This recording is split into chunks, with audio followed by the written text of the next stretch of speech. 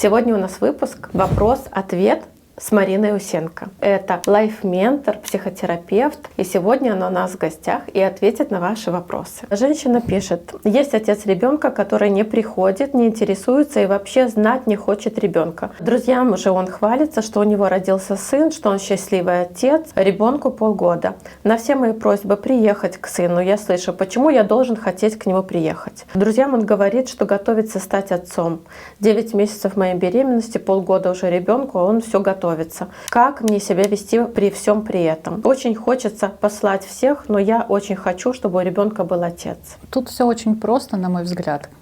У ребенка отец уже есть, он биологический, и он всегда будет этот биологический отец. А вот по документам девушке нужно подумать, потому что сейчас жизнь такая очень разная, часто люди меняют свою локацию, да, куда-то выезжают, и потом во взрослом возрасте у взрослых детей возникают вопросы по документам, связанные с родителями. То есть при оформлении документов, например, на жительство в другой стране, ребенку очень часто нужно показать свидетельство о рождении своих родителей. И вот такие папы, есть такие еще мамы, они просят обычно выкуп. Угу. Да, вот, поэтому здесь Если нужно... бы мне кто-то это сказал в моих 21 год. Вот.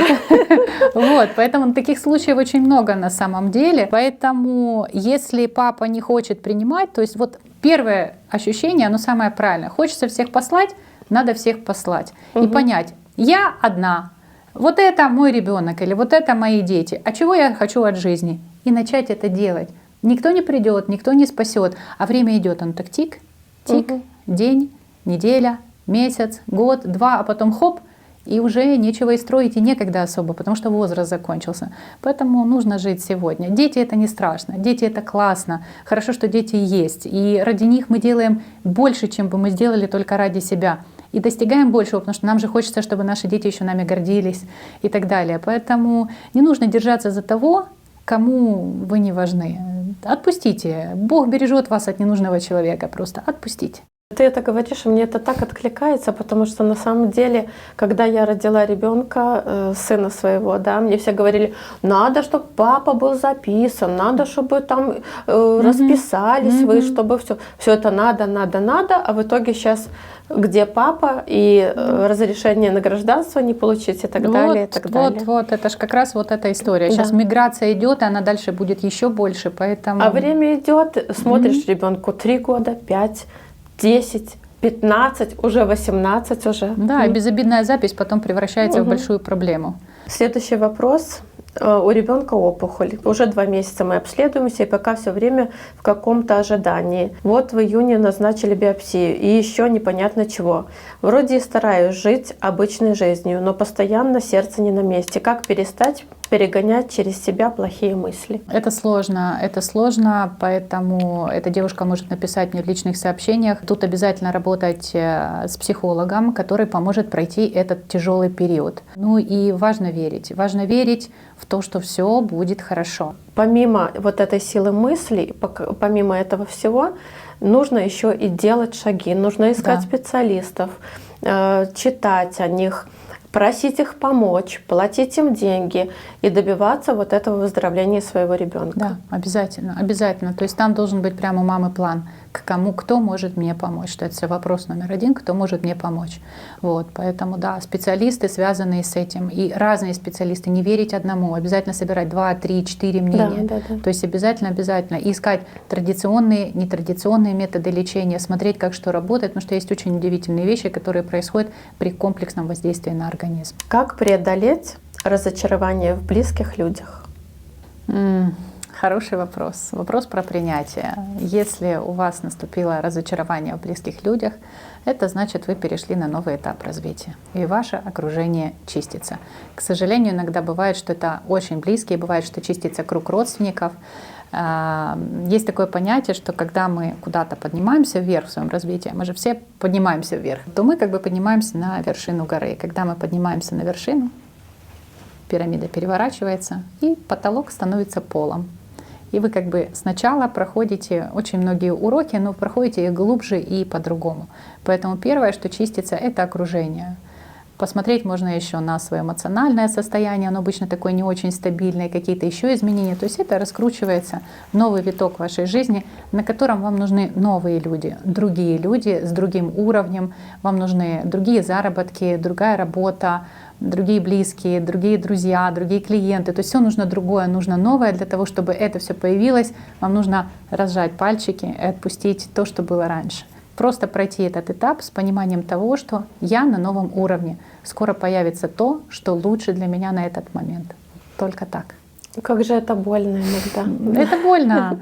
Это больно, я знаю, о чем я говорю, это очень больно первый раз переживать. Когда это происходит потом учишься. Очередной раз, да, ты просто знаешь, чистка пошла, все, то есть как бы просто ждешь, когда чистка закончится и можно будет уже что-то строить, то есть таким образом. Как перестать испытывать стыд за выбор себя? Особенно, когда головой понимаешь, что идти вслед за своими желаниями, целями — это правило номер один. Но внутри при этом испытываешь дикий дискомфорт, приводящий иногда к жесткой самоагрессии. Прийти ко мне на нейротренинг и отработать связь с собой. Все. То есть это просто внутренний страх, это нужно посмотреть, чьим голосом там вы себя ругаете. Мамы, папы, учительницы, чьим. Да?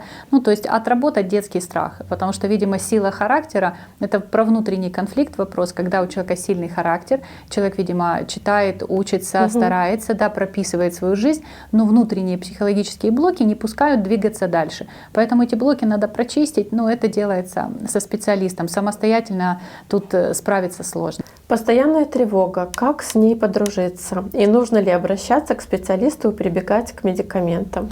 Не нужно дружиться с тревогой, гнать ее нужно поганой метлой. На самом деле тревога и внутренняя тревожность, она является показателем того, что у человека недостаточно информации о чем-то. Если тревога связана со здоровьем ребенка, значит, недостаточно данных про здоровье ребенка. Включилась тревога, все, сдали анализы, сдали там то, посмотрели, насколько хорошо ребенок учится, прошли какую-то диагностику у специалистов, все, получили выводы, успокоились, рекомендации используем, живем дальше спокойно. То есть тревога — это всегда недостаток информации. Всегда вот это внутреннее ощущение того, что что-то не так, связано с тем, что ты не понимаешь, не углубился в процессы, детально в них не разобрался. Это касается любого направления. Как перестать себя недооценивать, корить себя за то, что неправильно были расставлены приоритеты в жизни. И, соответственно, не получилось быть успешным. Это про этот успешный успех, который нам накидывают со всех сторон. Красивые картинки, да, блогерские красивые картинки, к сожалению, да, это все такая история. Не нужно себя корить, вообще никогда, ни за что. То есть все, что с нами происходит, оно происходит для нашего роста, для нашего развития. Какие бы люди там и неприятные события, у меня их достаточно за спиной, я когда чуть начинаю рассказывать свои истории, люди восхищаются, говорят, надо об этом больше говорить. Но в те моменты мне очень не хватало того, что я знаю сегодня. Поэтому не нужно себя ругать. Вы сделали так, как вы сделали, потому что мы всегда поступаем так, как нам нужно поступить лучше всего в этой ситуации. Довериться себе, принять себя, сказать, сделала и сделала. Все, и идем дальше, и уже это не делаем. Иначе мы в сегодняшнем дне живем вчерашним. Мы сидим и вспоминаем, как там что-то получилось. Тогда сегодняшний день проходит мимо. К вечеру вы понимаете, что вы полдня потратили не туда. Я бы порекомендовала делать по вечерам такое упражнение. Перед тем, как засыпать, да, лечь в постель, вот успокоиться, настроиться и представить себе, что заканчивается последний день ее жизни. Все, завтра не будет нового дня. Новый страх какой-то. И как я его провела этот? Вот сегодня был последний день моей жизни. Как я его провела? Реально так, как нужно было? И появляется такое, я ж люблю жизнь, да, я же там чего-то хочу. Обязательно появляется вот эта история. И тогда следующий день ты понимаешь, что ты следующий день опять проанализируешь, как будто это последний день. И что ты себе вечером предложишь, да? Есть ли у тебя какие-то интересные вещи для того, чтобы сказать, нет, сегодня я молодец. Даже если бы это был последний день, вот я собой горжусь. Я вот все сделала то, что я бы хотела.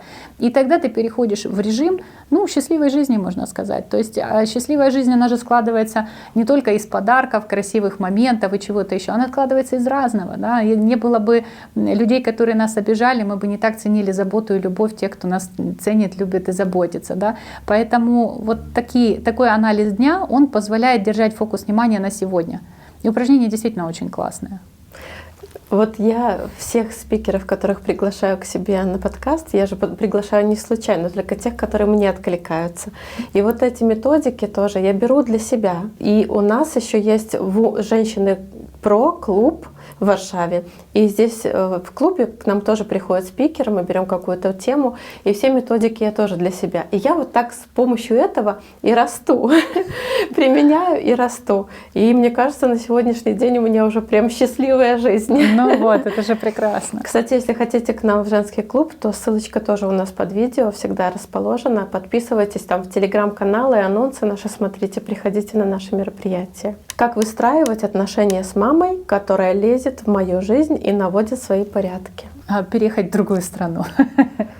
Нет, так слушай, и в другой стране может такое. Есть такие истории, что мама звонит, мама приезжает, мама расспрашивает, мама звонит сыну, там дочери, все расспрашивает, наводит свои какие-то интриги. Да. То маму далеко можешь не запрятать. Как в анекдоте, да? Мойша, иди домой. Мама, я замерз. Нет, ты хочешь кушать, да? Вот, как раз про это. Ну, здесь вопрос границ. Как выстраивать отношения с мамой? Выстраивать их просто. Это будет очень тяжело, это будет сложно. Мама будет показывать, как она болеет из-за вас, как у нее болело сердце. Вот. Но на эти манипуляции очень ведутся многие взрослые. Но здесь надо понять, что особенно мужчины. И мужчины, и женщины очень ведутся. Ну, женщинам немножко проще, когда у них появляются дети, у них забот больше, им надо распределить внимание, и поэтому женщины больше переключаются на ребенка, на его безопасность и все остальное. Поэтому как-то проще. Мужчинам сложнее, потому что мужчина априори, он создан, чтобы заботиться о женщине. У него есть это внутри такое вот желание заботиться, поэтому мужчинам чуть сложнее. Базовые вещи какие? Да, это будет сложно, да, это будет очень сложно, но здесь понять для себя, что вы общаетесь с мамой, там, например, 2 раза в неделю. Если вы хотите звонить ей каждый день, пожалуйста, у вас под это должно быть отведено время. И отношения должны выстроены быть таким образом, что вы заканчиваете разговор вовремя, вы не сидите часами, у вас есть своя жизнь. И мама — это только часть вашей жизни, а не ваш муж, ваш ребенок, да, там, ваша работа. Поэтому разговаривать, скорее всего, бесполезно с такой мамой, она вряд ли услышит. Поэтому надо просто выстраивать правильные отношения. Мама, извини, у меня 2-я линия, и положить трубку. И перезвонить потом через 2 дня. Не надо возвращаться к разговору и слушать все, что накопилось. Мам, я понял, у тебя плохое настроение, я перезвоню, когда ты успокоишься. Раз, и кладем трубку. Мы не слушаем ответ. Потому что в ответ будет идти манипуляция, будет идти такое, то, что будет тяжело слушать, на то, что будет тяжело отвечать. А человек слушает, потому что вроде как мама позвонила, включается чувство вины. Это я довел или довела. Нет. Есть какие-то базовые вещи, есть границы взрослой семьи, взрослых людей, и туда не должен никто вмешиваться третий. То есть это должны понять взрослые люди, и эти границы другие выстроить. Еще вопрос такой. Все ссоры с мужем связаны с темой воспитания детей. Как быть? Очень хорошо привлечь здесь арбитра, 3-е лицо, не заинтересованное, и сказать мужу. То есть сначала женщине этой нужно найти специалиста. Возможно, она тоже ошибается в том, как она воспитывает ребенка. Не зря же муж выдает реакцию. Не может же быть, что вот муж прям совсем-совсем не согласен. Вот. И договориться с мужем, сказать, что слушай, ну вот смотри, я считаю так, ты считаешь так, мы с тобой там, не специалисты, ты этим занимаешься, я этим, мы не знаем. Давай вот сходим с тобой к человеку, у которого специальное образование, вы учили в университете, у него, смотри, какой большой опыт работы, вот отзывы хорошие. Давай возьмем у него одну консультацию по поводу того, правильно ли мы воспитываем ребенка и как надо воспитывать нашего ребенка с его поведением, развитием, возрастом и так далее. И получить вот эту консультацию точечно. Будет прекрасно закрыт вопрос. Есть такие специалисты, которые, желательно еще, чтобы это был специалист-мужчина. Потому что мужчина мужчину услышит лучше. Вот. И все. И тогда станет все на место. То есть, во-первых, уберутся ненужные. Возможно, у мамы там гиперопека, а у папы нет. Папы же они всегда расширяют границы. Лезь в лужу. Да, мама сказала, штанишки нельзя пачкать. В смысле штанишки? Лезь в лужу, я сказала, да? То есть мама, которая там стирает все, убирает, да, хочет, чтобы ребенок был чистенький. И папа, который его приучает к тому, что жизнь это не только чистые штанишки. Тебе часто придется в жизни запачкаться. И это нормальная история, не надо этого бояться. Вот, поэтому, как-то так. Ой, у нас тут пошла тема детей. Как общаться с подростком, не идет на контакт закрывается в комнате, меня это тревожит. Это утерянный контакт с ребенком, его очень мягко нужно восстанавливаться. Первое, что нужно научиться делать, это стучаться в комнату к своему ребенку. Подростки — это очень тонкая психическая структура, у них идет, тут нужно отнестись с пониманием. Ребенку очень сильно тяжело. Организм выплеснул его из зоны комфорта, у него скачут гормоны. От гормонов мы все знаем, что это такое настроение. Не доспал, ты грустный и плачешь, переспал, у тебя там какие-то другие истории, да? Потом половое созревание, дети себя сравнивают с другими, там мальчики, девочки сравнивают свое тело и тело своих однолеток, смотрят, кому они нравятся, кому они не нравятся. Вот они учатся, ему очень тяжело, это очень тяжелый период, поэтому подросток — это как хрустальная ваза, с ней нужно очень аккуратно и бережно общаться, но не нужно включать гиперопеку. То есть тут важно включить отношения как со взрослым человеком, стучаться в комнату, спрашивать, можно ли войти, говорить, я хочу с тобой поговорить, можешь мне уделить 5 минут, и действительно занять 5 минут. То есть доверие, здесь нужно восстановить доверие. Доверие где-то было утеряно. Возможно, либо контролирующая мама, либо какие-то свои истории, да, были в этой семье, и теперь ребенок не доверяет родителям. Либо где-то какие-то истории выносились на более широкую публику, да, где-то мама с друзьями обсуждала то, что ребенок сказал за закрытой дверью. То есть поэтому теперь вот эти вещи важно выстраивать. И важно говорить, что я чувствую. То есть вот с ребенком в подростковом возрасте важно говорить, сынок, мне больно сейчас, но я бы хотела, чтобы ты меня услышал. Мне не очень хочется говорить тебе вот эти вещи, но я вынуждена тебе сказать, потому что, да, и через вот такие вещи мы как бы стучим к ребенку вовнутрь дверь в его сердце и просим, открой, пожалуйста. И она рано или поздно открывается. Вот когда мы не становимся в позицию «я выше», вот в подростковом возрасте важно стать на один уровень. Угу. Есть такие способы, есть такие педагоги в детских садах. Если мамы обращали внимание, то кто-то сидит с детками на стульчике повыше, показывая, что я главнее, да? Особенно если тетя такая еще мощная, а кто-то садится максимально на уровень ребенка. И когда мы садимся к ребенку на его уровень, мы смотрим уже глаза в глаза. У нас общение идет по-другому, да? И ребенку легче, над ним не страшно, что над ним кто-то большой нависает. Он смотрит не снизу вверх, и он не привыкает к вот этой позиции «я ребенок, смотрю на взрослого», да? А я смотрю я смотрю на равных, как бы, да? И он тогда растет и понимает, какие отношения должны выстраиваться. И вот эти отношения очень важно выстроить с подростком. Я всегда говорю, что семья — это не демократия, а в семье есть власть, это родители, и есть подчиняющиеся, это дети. Это так и есть, так должно быть, но в момент подросткового периода родители должны стать друзьями. Здесь не нужно проявлять власть, здесь нужно стать другом, который объясняет, потому что у него просто больше опыта. И тогда доверие будет восстанавливаться.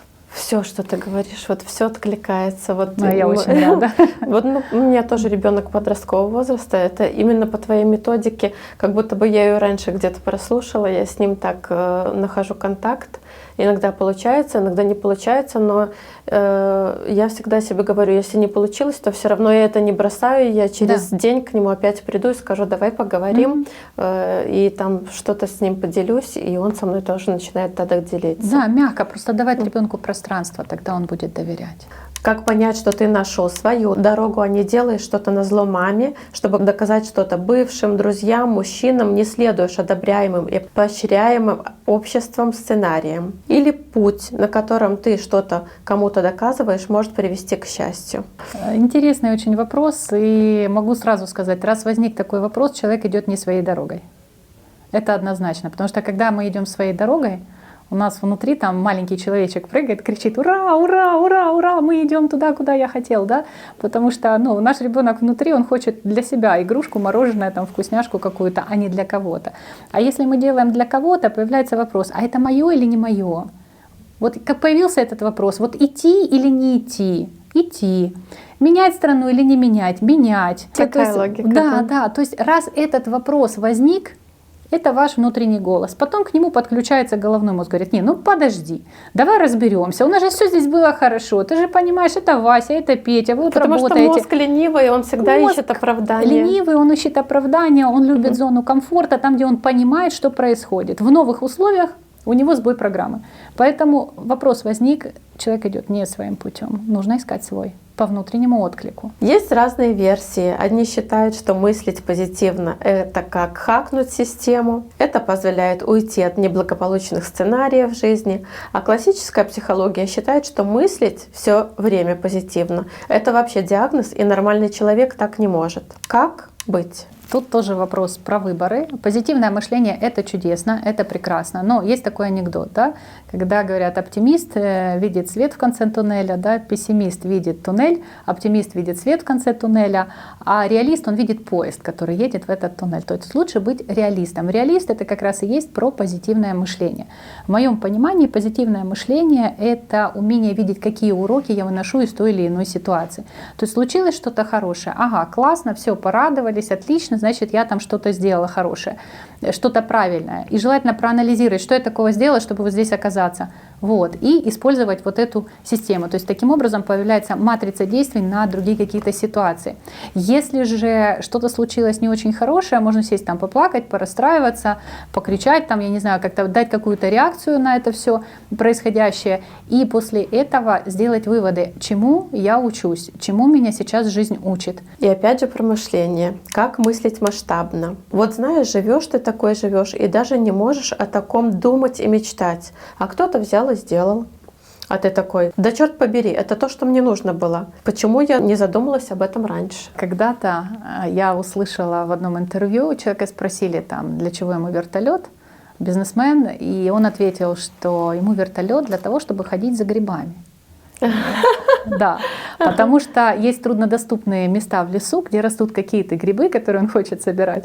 И вот ему для этого нужен вертолет, потому что его там вездеход туда доехать не может. Я была под впечатлением несколько дней, думаю, господи, как же он такое придумал? Вот. То есть, люди обычно вертолет хотят там для каких-то там перелетов в другую страну, чтобы поработать, а вот у него грибы. Я вот очень этому удивилась. Но на самом деле мы придумываем ровно столько, сколько мы можем себе позволить. И тут вопрос, а чего бы я хотела? Вот смело, если бы у меня не было ограничений по деньгам, там, по детям маленьким, там, чего-то еще, вот все то, что не разрешает куда-то идти, чего бы я хотела? Это вот важный вопрос, на который мало кто может ответить. Нужно позволить себе мечтать, и нужно позволить себе маленькие даже мечты воплощать в реальность. Был такой классный фильм, называется «Бегущая невеста» Джулии Робертс, когда девушка убегала из-под венца все время, да, и в конце она там решила, что надо с этим прекращать, и она сказала, я не знаю, чего я хочу, я не понимаю, чего я получаю удовольствие. Я всегда находила мужчину, ела то, что нравится ему, пила то, что нравится ему, подстраивалась под каждого, но мне никогда не нравилось. И там такой есть момент, когда у нее яйца, яичница, вареные яйца, значит, яйца в смятку, яйцо пашот, и вот разные, и она с вилочкой пробует с каждой тарелочки эти яйца, чтобы понять, какие для нее вкусные. Потом она еще что-то ела, то есть начала с еды. Но это очень классная тема. То есть человек вот таким образом искал, что ему нравится. И так нужно делать всегда. Нужно пробовать. Не попробуешь, не поймешь. Девочки, мальчики, кто смотрел этот выпуск, напишите обязательно в комментариях свои впечатления от сегодняшнего услышанного. Спасибо, Марина, за этот подкаст, за эту встречу. Спасибо большое, Мария, что пригласила. Спасибо за такие интересные вопросы. Я очень надеюсь, что слова, проговоренные мной, помогут нашим слушателям стать лучше, исправить какие-то свои ситуации и двигаться вперед. Это очень важно, когда у людей появляется уверенность в том, что они делают все правильно.